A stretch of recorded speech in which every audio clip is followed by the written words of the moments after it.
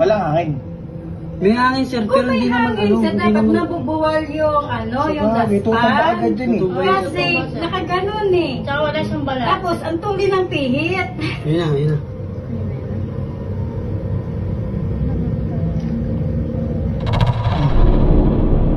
Pero mo, habo. Mula sa unang video na ito nakuha sa CCTV ng nasabing eskwelahan, ay makikita ang kusang paggalaw ng pandakot na ito.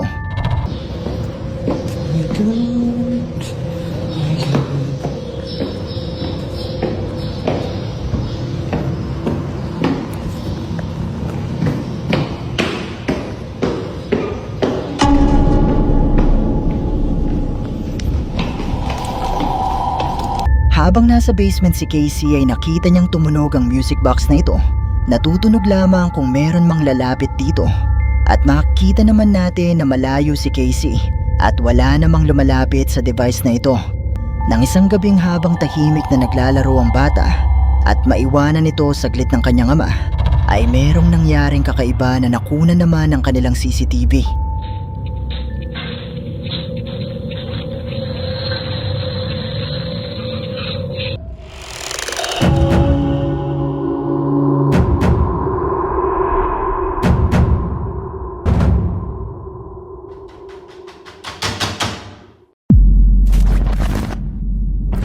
Ang mga bidyong inyong mapapanood ay kuha sa isang eskwelahan, sa isang lalawigan dito sa atin sa Pilipinas, na hindi ko na lang papangalanan para sa kanilang privacy at seguridad. Marami na akong nakitang video at narinig na kwento tungkol sa eskwelahang ito na puno di umano ng mga pagpaparamdam. At ang unang video na ipapakita ko sa inyo ngayon ay kuha mula sa CCTV ng isang gusali ng nasabing eskwelahan. Tsaka ang bilis niya. Pero ang lakas ng nun. Walang hangin. May hangin sir, Kung pero may hindi naman hangin, sa hindi dapat naman. nabubuwal yung May tutumba daspan. agad dun eh. Kasi nakaganon eh. Tsaka wala siyang balat. Tapos ang tuli ng pihit. Yun na, yun na.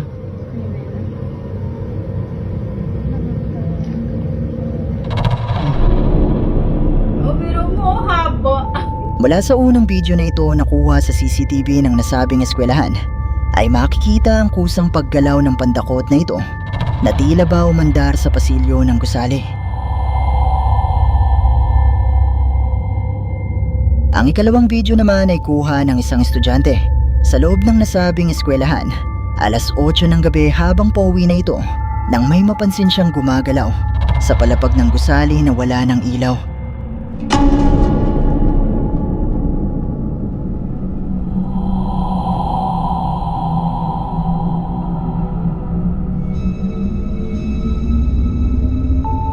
Mula sa bidyong ito ay nakunan ng isang estudyante. Ang animoy isang babae na may mahabang itim na buhok at puting kasuotan. Na bagamat may kalabuan ay makikitang gumagalaw sa palapag ng gusali na wala ng ilaw.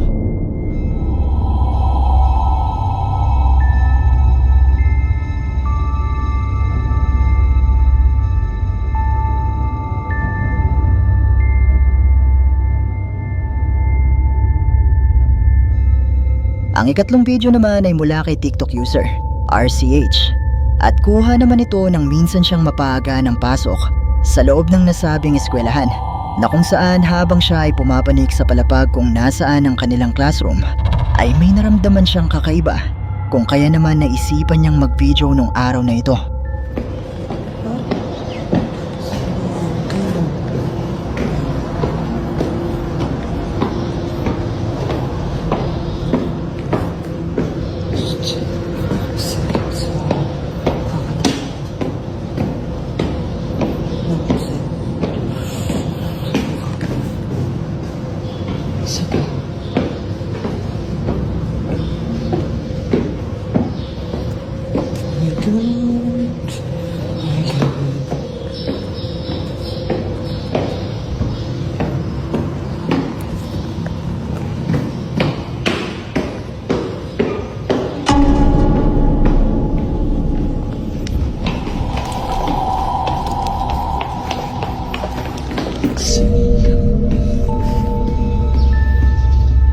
Habang siya ay umaakyat sa hagdanan ng gusali, ay nahagip ng kanyang kamera mula sa palapag na ito Sa loob ng isa sa mga classroom na walang ilaw, ang isang itim na figura na animoy isang tao na nakaupo.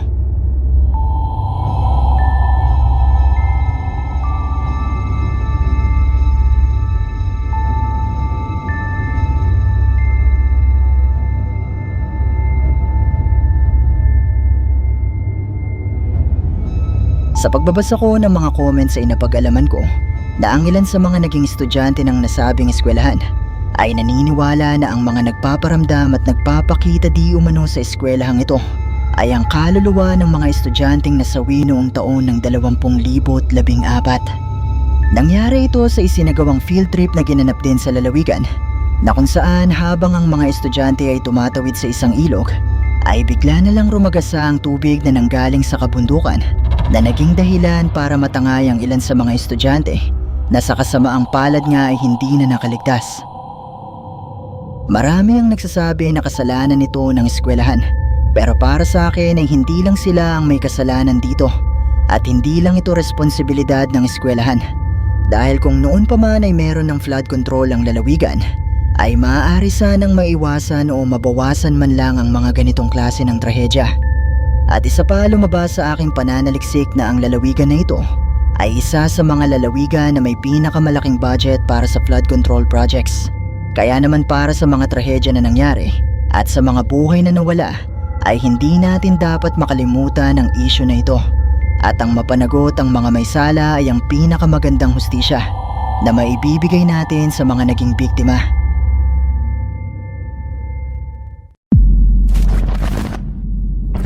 Trending ngayon sa TikTok ang mga videos na tinatawag nila na late night finds, na kung saan ang ilang TikTok user ay nagbabahagi ng mga kakaiba at mga nakakapangilabot na video. At isa nga sa mga kumalat nitong nakaraan ay ang video ng TikTok user na si JBL na ipinadala di umano ng isa sa kanilang night shift nurse, nakuha sa isang bakanteng estasyon sa loob ng ospital kung saan siya ay nagtatrabaho.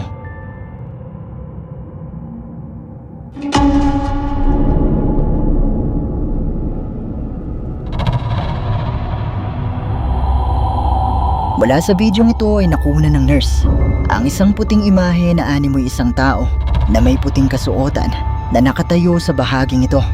Pero nang muli niyang iharap ang kamera dito ay wala na ito ron.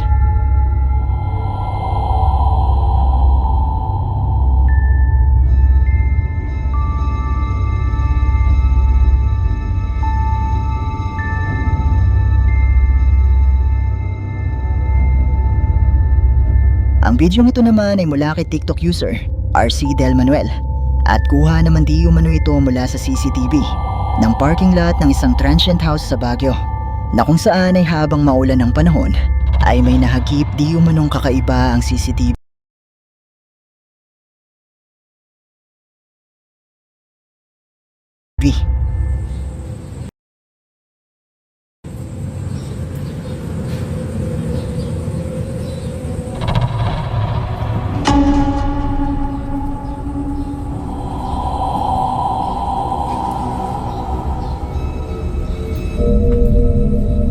Mula sa CCTV footage na ito ay makikita sa tabi ng kotse ang animoy ulo ng isang bata na unti-unting umaangat at nagtatago, na para bang batang nakikipagtaguan di umano habang umuulan.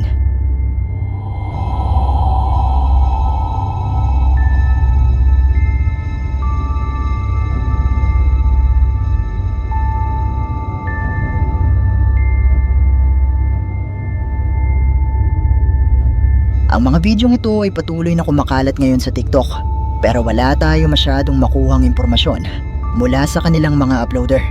Pero mga multo nga kaya ang nakunan nila sa mga bidyong ito. Malaya kayong i-comment sa ibaba ang inyong mga opinyon. Wait, napansin ko na 80% sa mga viewers ay hindi pa nakasubscribe dito sa ating channel. Kaya naman kung ikaw ay isa sa 80% na ito, iniimbitahan kita na i-hit ang subscribe button at ang notification bell dahil marami pong mga nakakatakot na videos ang paparating. Ang ghost hunting duo na sina Casey at Colton ng YouTube channel na Mindseed TV ay sinubukang mag-imbestiga sa isang lumang mansyon na ngayon ay pinaparentahan na lang Sinasabing ang mansyon na ito ay puno ng mga pagpaparamdam at nagmumulto pa rin dito ang kaluluwa ng mga taong minsang nanirahan dito. At isa pa sa mga itinuturong dahilan kung bakit may mga pagpaparamdam dito ay dahil sa tabi nito ay may dalawang lumang sementeryo. Sa panayam ni na Casey at Colton sa kasalukuyang may-ari ng mansyon, ay pinarinig nito sa kanila ang mga di umano'y boses na nai-record ng kanilang mga naging bisita na sinubukang mag-imbestiga sa loob nito.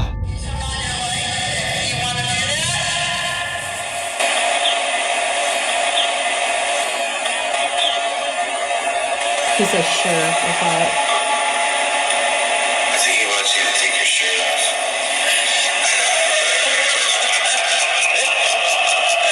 Can you turn on your light?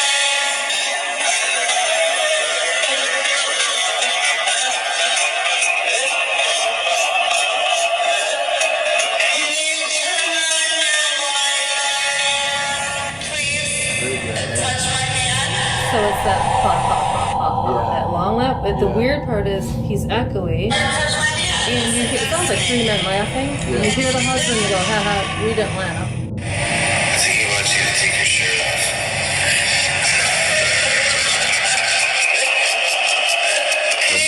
That's crazy. There's like 3 different voices in there. Yeah. Yeah, that's wild. Yeah. You would think that there was another man in the room with you guys, but it was just him. Oh, yeah. And plus, that spirit laugh is weird and echoey, too. It so is. it doesn't sound like our voices while we're talking. This was caught in the green room. That's the room right above us. You actually hear a man walking around. And also, you hear their paranormal music box go off. So something triggered the music box to go off, but then you hear the man like limping and walking, and you hear him say, screw you.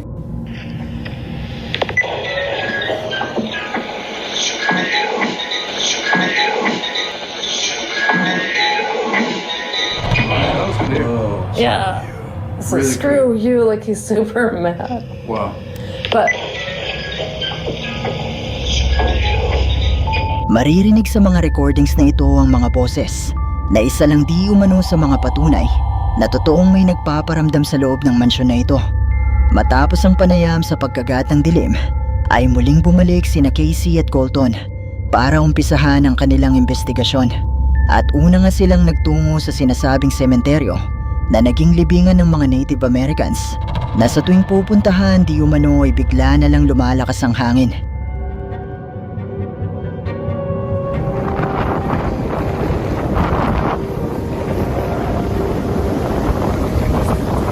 Oh yeah, big time.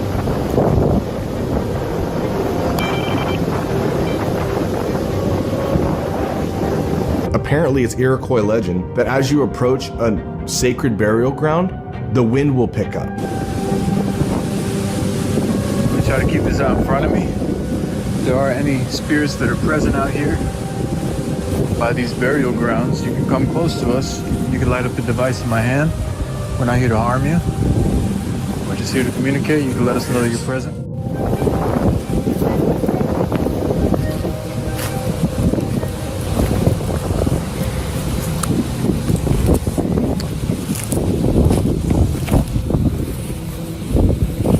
She said they've got EMF spikes out here, right?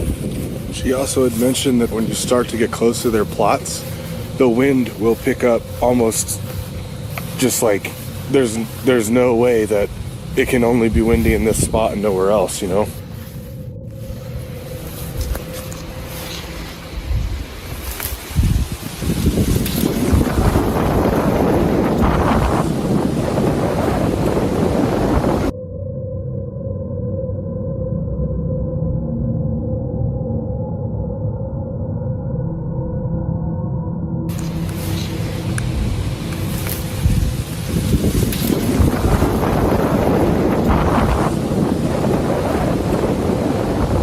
Eerie feeling out here. Definitely. Nang magtungo na sina Casey at Colton sa sinasabing sementeryo ng mga Native Americans, ay nakapagtatakang biglang lumakas nga ang hangin, kagaya ng kwento ng kasalukuyang may-ari ng mansyon. Matapos nito ay nagtungo na ang dalawa sa mansyon para doon ituloy ang kanilang investigasyon. So in this living quarters here, this is where her name is Mina, right? Mina, yeah. Mina. This is where Mina appears. She's been caught on camera. She's been seen in the windows. Mina, if you're here right now, would you mind coming close to us, lighting up this device in my hand? Maybe go lights out. Completely? Yeah, just flipped off one time. Mina, can you come close to this device right here? It'll start blinking. It will not harm you in any way. It's only to let us know that you're present. Say twice. Can you give us a sign that you're here? Hear that? Hang on, leave the lights off.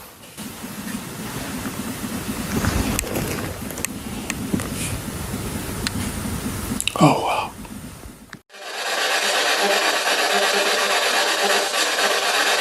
And we were hearing very strange noises. We had to stop the spirit box a couple times.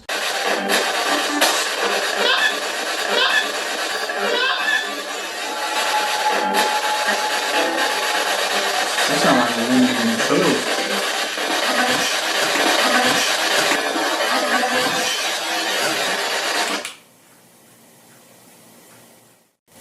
I just heard a weird low, like moving.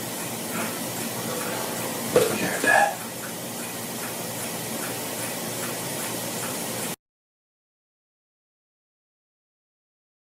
Like moving.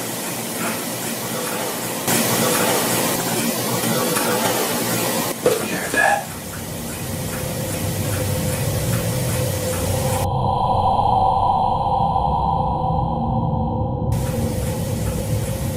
Cough. If there's someone present with us, can you make that noise again?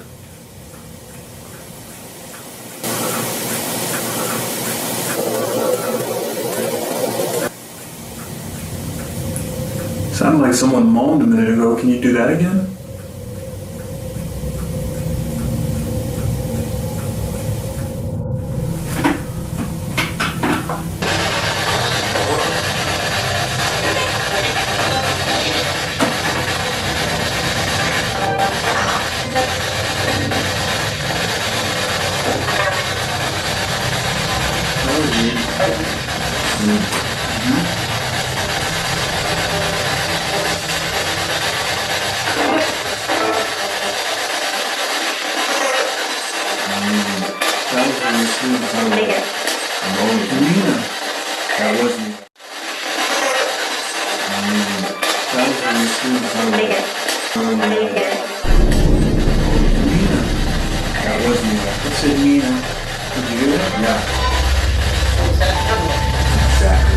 Unang pinuntahan ni na Casey at Colton, ang lugar kung saan madalas di umanong nagpaparamdam at minsan pang nakuhanan ang multo ng babaeng dating nanirahan at pumanaw dito na nagngangalang Mina.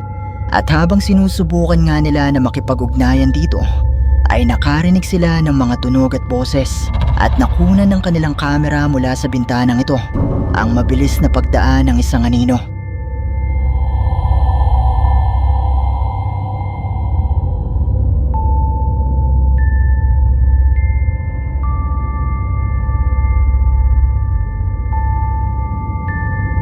Hindi ito napansin ni na Casey at Colton ng mga oras na ito, kung kaya naman wala silang ideya sa nakunang ito ng kanilang kamera. Matapos nito ay sinubukan naman na maghiwalay ng dalawa at mag-imbestiga sa magkaibang palapag ng bahay.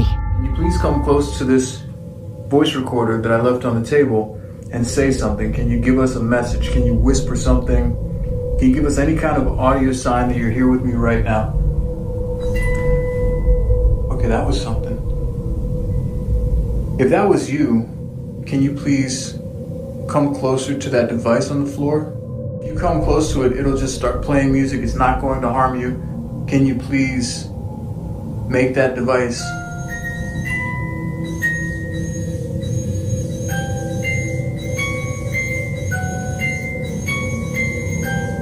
Wow.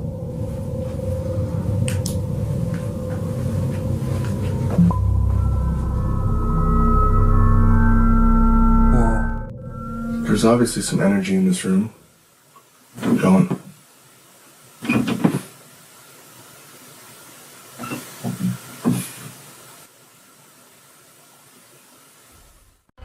There's obviously some energy in this room. Don't.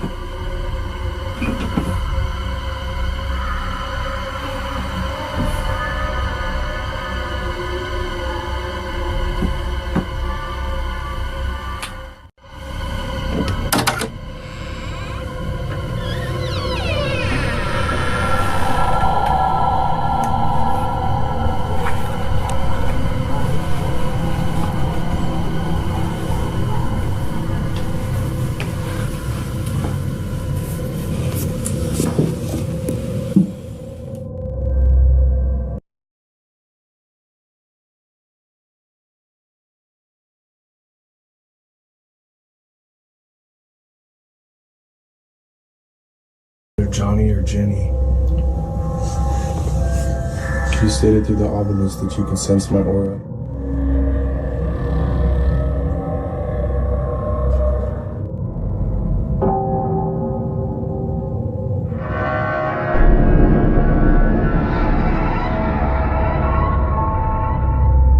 Habang nasa basement si Casey ay nakita niyang tumunog ang music box na ito. Natutunog lamang kung meron mang lalapit dito. At makikita naman natin na malayo si Casey at wala namang lumalapit sa device na ito. Samantala habang si Colton naman ay nasa loob ng isang kwarto sa itaas ng mansyon, ay narinig niya ang pagtunog ng doorknob na tila ba may kung anong humahawak dito. Pero nang buksan ni Colton ang pintuan ay wala namang kahit na ano na naroon. Matapos nito habang sinusubukan ulit ng dalawa na makipag-ugnayan gamit ang isang device, ay nai-record ng kanilang camera sa basement ang paggalaw ng bolang ito. Matapos na may upload ang video ito sa YouTube, ang ilan sa kanilang mga viewers ang nagsasabing may napansin silang kakaiba habang sina Casey at Colton ay nasa bahagi ng mansion kung saan sinasabing nagmumulto ang dating nanirahan dito na si Mina. Narito muli ang video at panoorin mo ito ng mabuti. If there's someone present with us, can you make that noise again?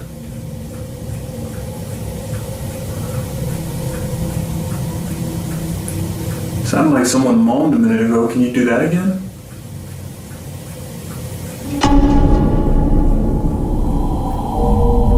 Mula sa bidyong ito ay napansin ng kanilang mga viewers ang animoy mukha ng isang tao na nakasilip sa dalawa mula sa siwang na ito ng pintuan na hindi nila nakikita ng mga oras na ito. At ayon sa ilang viewers ay posibleng ito ay ang multo ng dating nanirahan dito na si Mina na minsang nakunan sa litratong ito.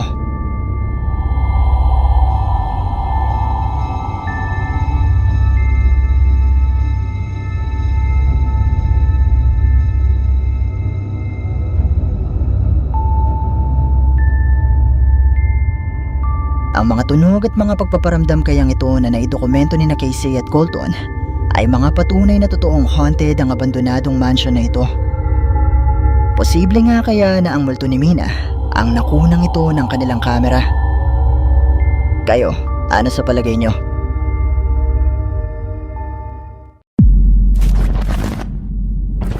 Ang mga bidyong ito ay mula naman sa isang TikTok user na nagngangalang Camila Torres na nagtatrabaho bilang isang nurse sa isang nursing home sa US. Sa loob ng nursing home na ito ay meron silang tinatawag na death room na kung saan ay hindi tumatagal ang mga pasyente at misteryosong pumapanaw.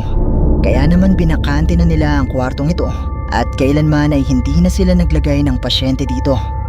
Ang unang video na inyong makikita ay kuha noong taon ng 2019 habang kinukunan ni Camila ang isa sa kanilang mga pasyente na dinasala ng nasabing kwarto na binansagan nila na death room.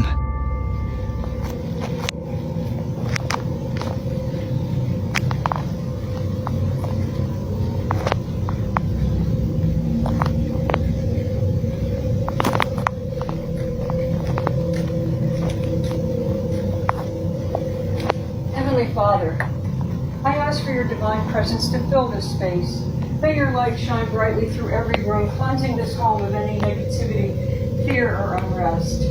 Let peace dwell in every corner and love be the foundation of every wall. Bless this home with your protection, surrounding it with your angels, and shielding it from harm and evil. May every door be a passage to your grace.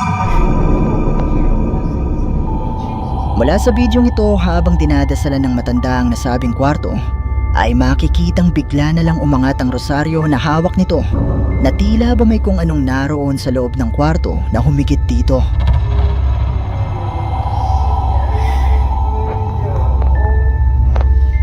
Matapos na kumalat ang bidyong ito ay muling nagbahagi si Camila ng video. Nakuha naman ng isa sa kanyang mga katrabahong nurse. Isang araw nang may kakaibang ikinilos ang kanilang therapy dog.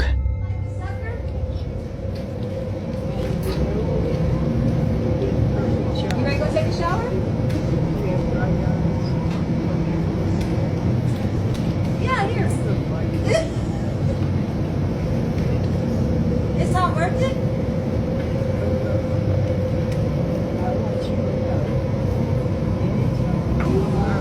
Where's your other sucker? You only have one? He said,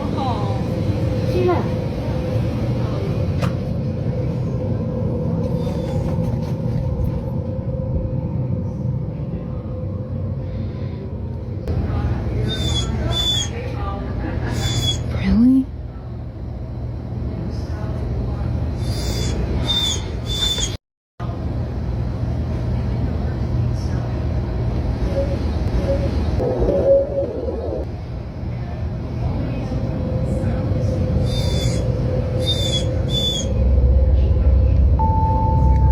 Ayon kay Camila, ang mga therapy dog ay dumaan sa training para maging emotional support ng mga pasyente habang sila ay nagpapagaling. Kaya naman nakapagtataka di umano nang umalis ito sa tabi ng mga pasyente at nagtungo sa nasabing death room kung saan naupo ito at maririnig na umiiyak. Matapos na muling kumalat ang bidyong ito ay marami pa rin ang hindi naniniwala sa mga kwentong ito ni Camila. Kung kaya naman muli siyang nagbahagi ng panibagong video na kung saan ay ipinakita niya na maging ang kanilang supervisor ay alamang mga nangyayaring kakaiba sa loob ng kanilang nursing home, partikular na sa nasabing death room.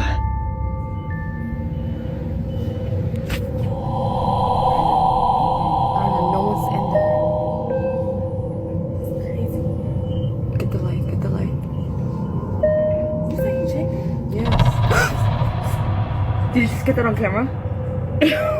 No. Stop. No, I'm not playing with you anymore. I don't like this. No, I don't like this. I don't like this. I don't like this.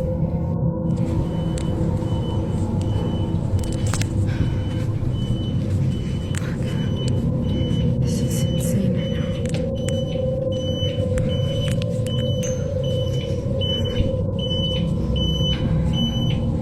Right there.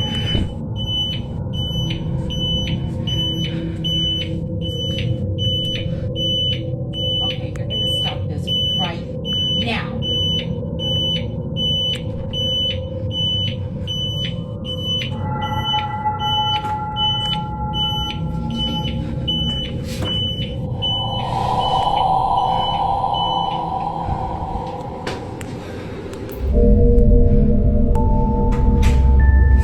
Mula sa bidyong ito ay makikitang umiilaw ang alarm ng nasabing death room. Naiilaw lamang kung may pasyente na pipindot dito. Pero ayon nga kay Camila, ay matagal ng bakante ang nasabing kwarto. At nang magtungo nga ang kanilang supervisor para i-check ito, ay wala naman silang nakitang kahit na ano na posibleng pumindot sa alarm ng kwarto. Bagamat may ilang hindi naniniwala ay nanindigan si Camila na totoo ang mga bidyong ito at hindi nila ito gawa-gawa lang. Pero katulad pa rin ng palagi kong sinasabi, nasa inyo na kung maniniwala ba kayo o hindi.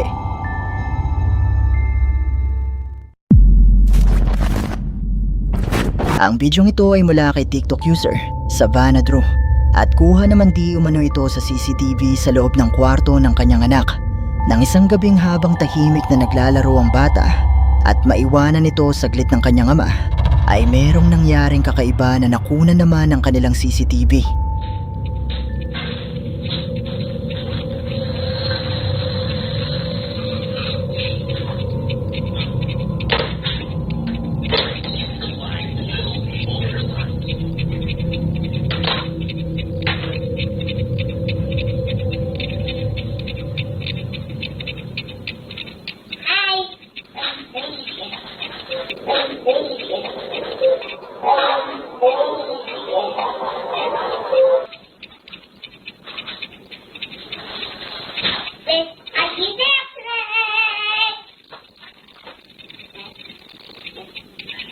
Hi,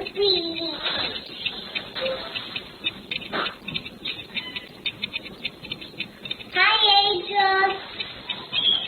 Hi, Roxy.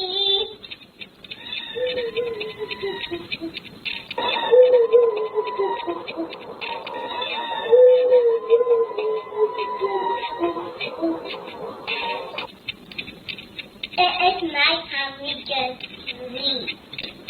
And you want to do so now. You want a pizza. Remember? Mula sa CCTV footage na ito ay maririnig ang kanilang anak na tila may kinakausap sa loob ng kanyang kwarto. Yun ay kahit kaaalis lamang ng kanyang ama nung mga sandaling ito at mag-isa lamang siya na naroon. Pero ang mas nakapangingilabot di umano sa bidyong ito ay binanggit ng batang ito ang pangalan ng lola ng kanyang ina. Nakalilibing lamang nung araw na ito. Hi, Angel. Hi, Roxy. Ayon kay Savannah ay naniniwala siya na posibleng dumalaw ang kanyang lola sa kanyang anak dahil paborito niya ito at palagi silang dumadalaw sa kanyang lola noong nabubuhay pa ito. Kaya naman imbes na makaramdam ng takot ay mas naging emosyonal si Savannah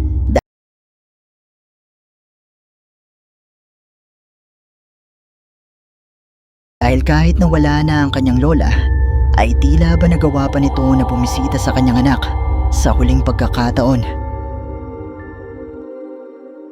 At dito na nagtatapos ang ating video.